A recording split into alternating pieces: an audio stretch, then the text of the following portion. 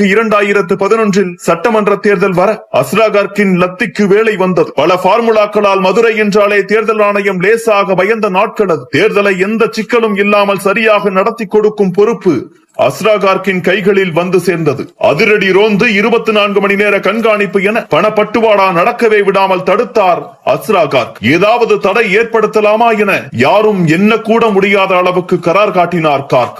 மொத்த தேர்தலும் அமைதியாக நடந்து முடிந்தது. வாக்குக்கு பணம் கொடுப்பவர்கள் மீது கடுமையான நடவடிக்கைகள் எடுத்தார். தேர்தல் காலகட்டத்தில் மதுரை மாவட்டத்தில் அவர் மேற்கொண்ட பணிக்காக தேர்தல் ஆணையத்தின் நன்மதிப்பையும் பெற்றார் அஸ்ரா.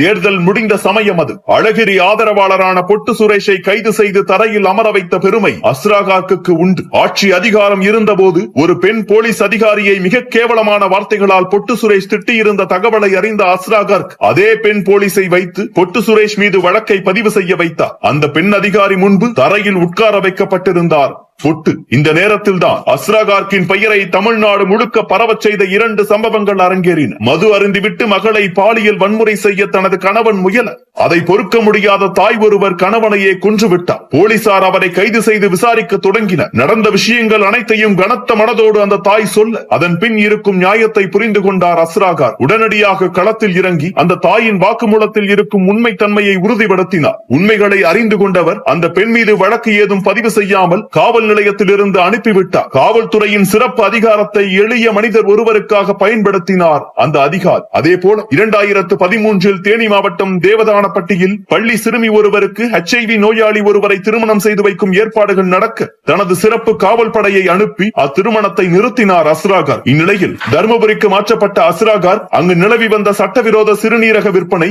பெண் சிசு கொலை ஆகியவற்றுக்கு எதிராகவும் கடுமையான நடவடிக்கைகளை முன்னெடுத்தார்.